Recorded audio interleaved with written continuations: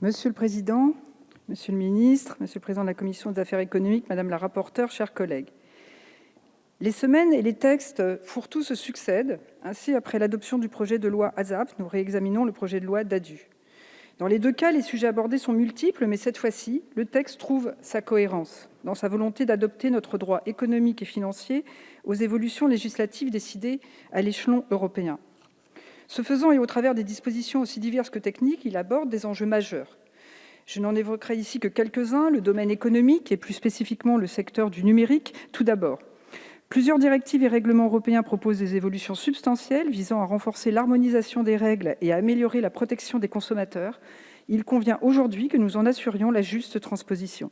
La directive Omnibus, par exemple, porte des dispositions qui interdisent la pratique du double niveau de qualité des produits, qui définissent les places de marché en ligne, ainsi que de nouvelles obligations en matière de commerce en ligne.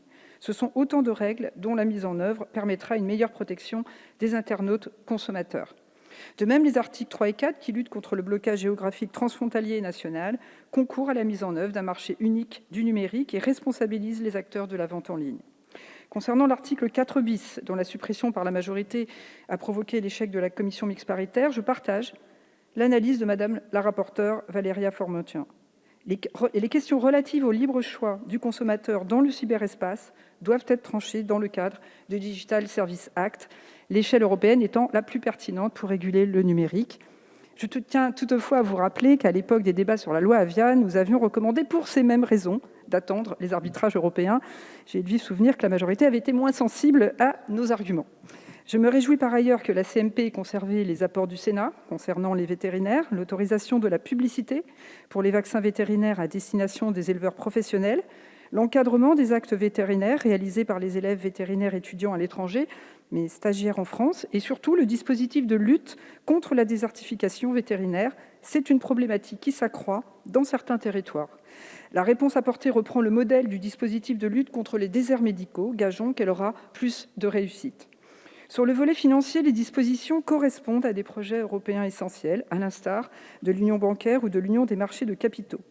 L'article 12, par exemple, habilite le gouvernement à transposer par ordonnance la directive du 27 novembre 2019 concernant l'émission des obligations garanties et la surveillance publique des obligations garanties.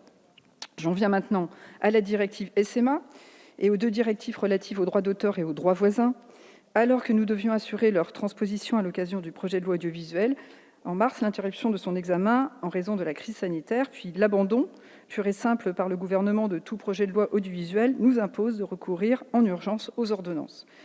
Si nous regrettons la méthode, nous nous étions cependant prononcés dès le début du premier confinement sur la nécessité de faire face aux obligations européennes et de répondre le plus vite possible aux attentes de longue date et légitimes des auteurs, des artistes, des professionnels des médias et des industries culturelles.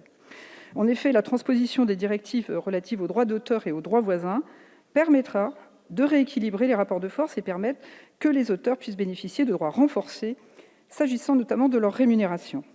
Pour ce qui est des dispositions de la directive SMA, qui permet d'assujettir les plateformes installées à l'étranger aux obligations de financement de la production audiovisuelle et cinématographique, l'enjeu est bien sûr crucial pour soutenir la création audiovisuelle, qui par ailleurs pâtit fortement de la crise. Ainsi, nous serons particulièrement vigilants sur le contenu des ordonnances et ou des décrets.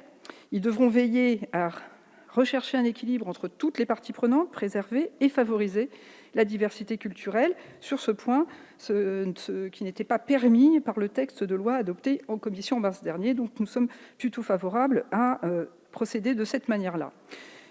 J'évoquais la méthode. En la matière, nous devons reconnaître que le recours à un texte balai s'est imposé au gouvernement, car trop de retard avait été pris dans la transposition des directives et règlements européens. Certains articles concernent ainsi des actes législatifs européens adoptés il y a plus de 3 ans, dont l'entrée en vigueur imminente s'impose à nous.